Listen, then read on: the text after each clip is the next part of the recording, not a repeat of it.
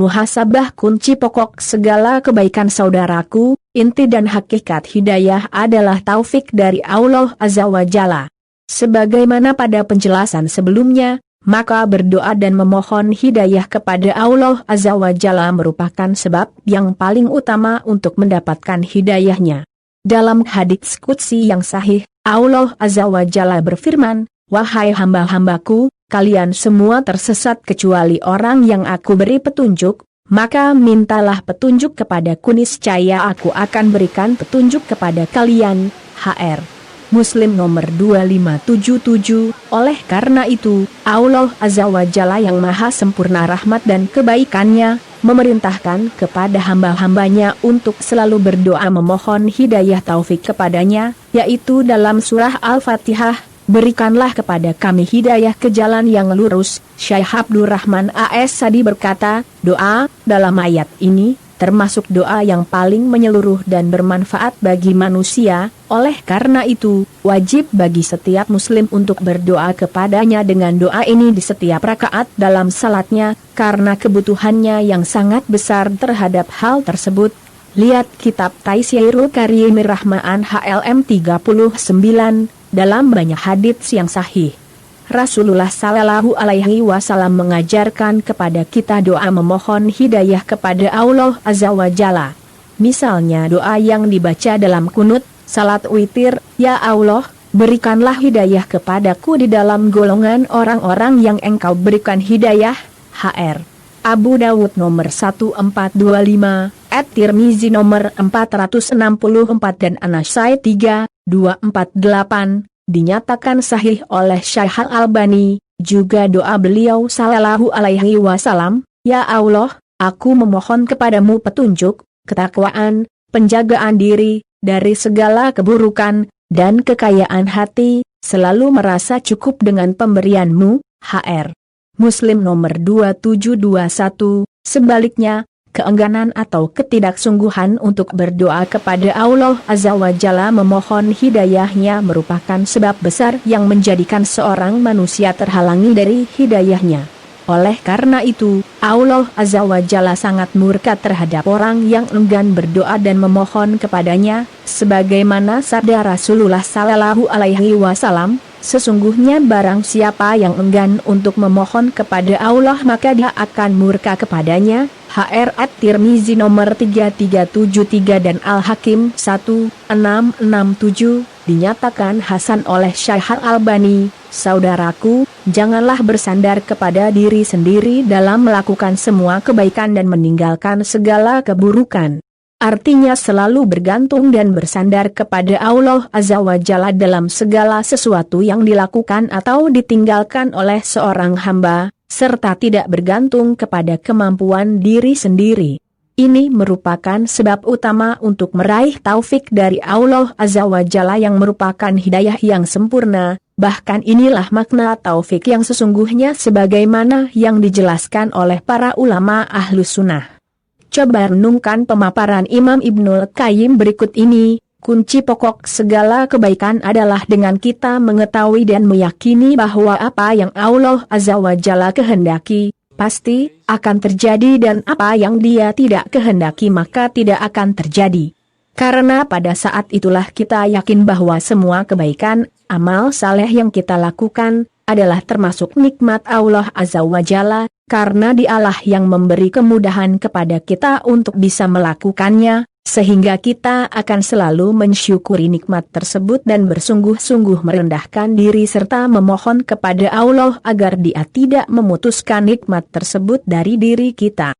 Sebagaimana kita yakin bahwa semua keburukan, amal jelek yang kita lakukan, adalah karena hukuman dan berpalingnya Allah Azza wa Jalla dari kita, sehingga kita akan memohon dengan sungguh-sungguh kepada Allah Azza wa Jalla agar menghindarkan diri kita dari semua perbuatan buruk tersebut, dan agar Dia tidak menyandarkan urusan kita dalam melakukan kebaikan dan meninggalkan keburukan kepada diri kita sendiri. Telah bersepakat al-arifun, orang-orang yang memiliki pengetahuan yang dalam tentang Allah Azza wa Jalla dan sifat-sifatnya, bahwa asal semua kebaikan adalah taufik dari Allah Azza wa Jalla kepada hambanya, sebagaimana asal semua keburukan adalah khizlaan, berpalingnya Allah Azza wa Jalla dari hambanya.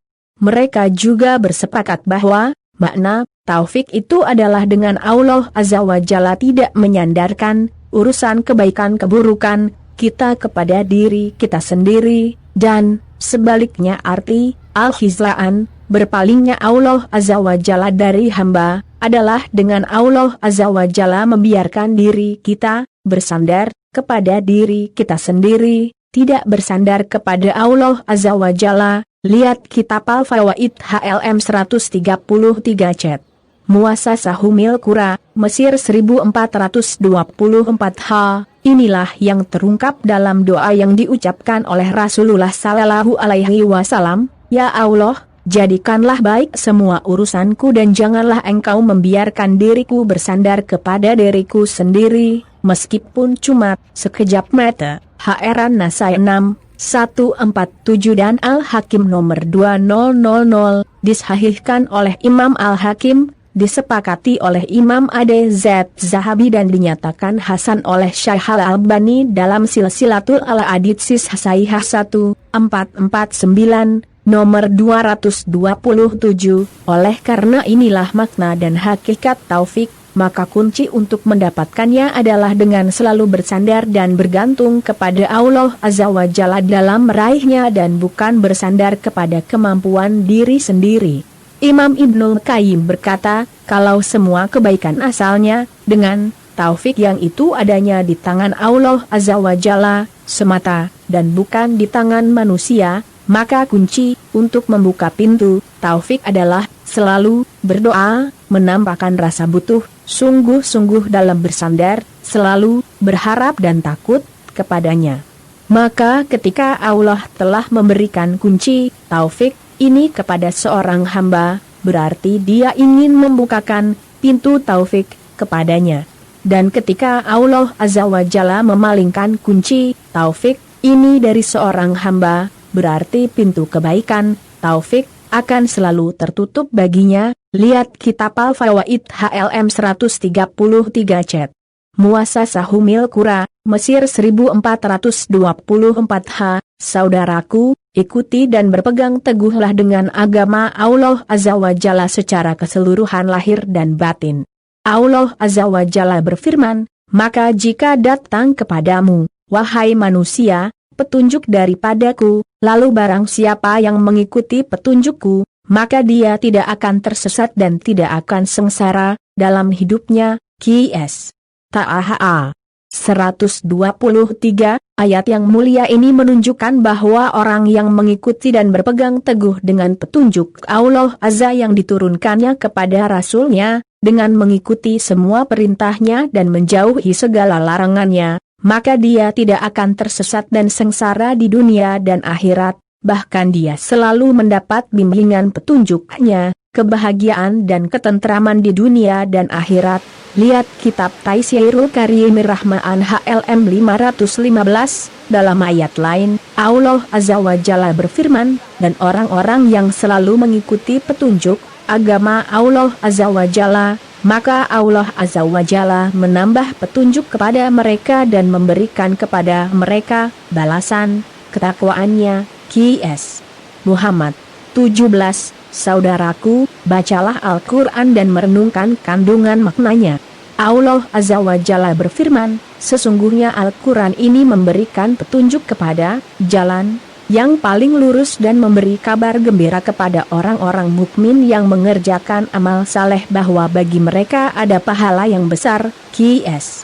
Al-Isra 9. Imam Ibnu Katsir berkata, dalam ayat ini, Allah Azza wa Jalla memuji kitabnya yang mulia yang diturunkannya kepada Rasulnya, yaitu Al-Quran, bahwa kitab ini memberikan petunjuk kepada jalan yang paling lurus dan jelas. Lihat Kitab Tafsir Ibnu Katsir 3/39, maksudnya, yang paling lurus dalam tuntunan berkeyakinan, beramal dan bertingkah laku. Maka orang yang selalu membaca dan mengikuti petunjuk Al-Quran, dialah yang paling sempurna kebaikannya dan paling lurus petunjuknya dalam semua keadaannya. Lihat Kitab Taisirul Karimir Rahman HML 454, saudaraku, taati dan teladani sunnah Rasulullah Sallallahu Alaihi Wasallam.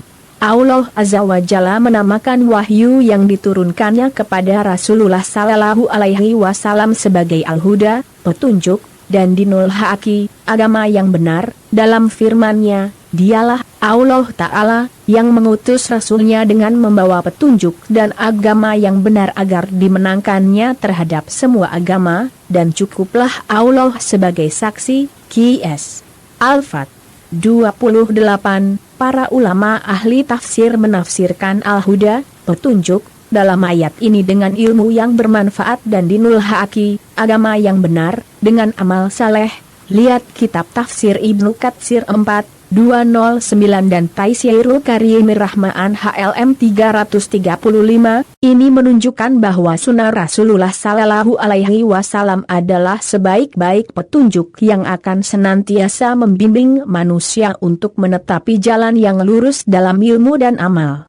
Dalam hadits yang sahih, Rasulullah Sallallahu Alaihi Wasallam bersabda, sesungguhnya sebenar-benar ucapan adalah kitab Allah Azza wa Jalla, Al-Quran. Sebaik-baik petunjuk adalah petunjuk Rasulullah Sallallahu Alaihi Wasallam, dan seburuk-buruk perkara adalah perkara-perkara yang diada-adakan baru dalam agama. Hr. Muslim nomor 867. Inilah makna firman Allah Azza wa Jalla, sesungguhnya telah ada pada diri Rasulullah itu teladan yang baik bagimu, yaitu bagi orang yang mengharap rahmat Allah dan balasan kebaikan pada hari kiamat, dan dia banyak menyebut Allah. Qs. Al-Ahzab. 21. Saudaraku, ikutilah pemahaman dan pengamalan para sahabat radhiyallahu anhum dalam beragama. Allah Azza wa Jalla berfirman, jika mereka beriman seperti keimanan yang kalian miliki, maka sungguh mereka telah mendapat petunjuk, dan jika mereka berpaling, sesungguhnya mereka berada dalam perpecahan. Qs. Al-Baqarah 137. Ayat ini menunjukkan kewajiban mengikuti pemahaman para sahabat radhiyallahu anhum dalam keimanan, ibadah, akhlak dan semua perkara agama lainnya, karena inilah sebab untuk mendapatkan petunjuk dari Allah Azza wa Jalla. Para sahabat radhiyallahu anhum adalah yang pertama kali masuk dalam makna ayat ini, karena merekalah orang-orang yang pertama kali memiliki keimanan yang sempurna setelah Rasulullah Sallallahu Alaihi Wasallam. Saudaraku, teladanilah tingkah laku dan akhlak orang-orang yang saleh sebelum kita. Allah Azza wa Jalla berfirman, mereka itulah orang-orang yang telah diberi petunjuk oleh Allah, maka ikutilah petunjuk mereka. Qs. Al-An'am 90. Dalam ayat ini Allah Azza wa Jalla memerintahkan kepada Nabi Muhammad Sallallahu Alaihi Wasallam untuk meneladani petunjuk para Nabi alaihimussalam yang diutus sebelum beliau, dan ini juga berlaku bagi umat Nabi Muhammad Sallallahu Alaihi Wasallam. Saudaraku, berimanlah atas takdir Allah Azza wa Jalla dengan benar, tidak ada sesuatu musibah pun yang menimpa seseorang, kecuali dengan izin Allah. Dan barang siapa yang beriman kepada Allah, niscaya dia akan memberi petunjuk ke dalam hatinya. Dan Allah Maha mengetahui segala sesuatu. Qs. At-Takabun 11. Imam Ibnu Katsir berkata, makna ayat ini, seseorang yang ditimpa musibah dan dia meyakini bahwa musibah tersebut merupakan ketentuan dan takdir Allah Azza wa Jalla, sehingga dia bersabar dan mengharapkan balasan pahala dari Allah Azza wa Jalla, disertai perasaan tunduk berserah diri kepada ketentuan Allah Azza wa Jalla tersebut, maka Allah Azza wa Jalla akan memberikan petunjuk ke dalam hatinya dan menggantikan musibah dunia yang menimpanya dengan petunjuk dan keyakinan yang benar dalam hatinya, bahkan bisa jadi dia akan menggantikan apa yang hilang darinya dengan yang lebih baik baginya. Saudaraku, berlapang dadalah menerima keindahan Islam serta meyakini kebutuhan manusia lahir dan batin terhadap petunjuknya yang sempurna.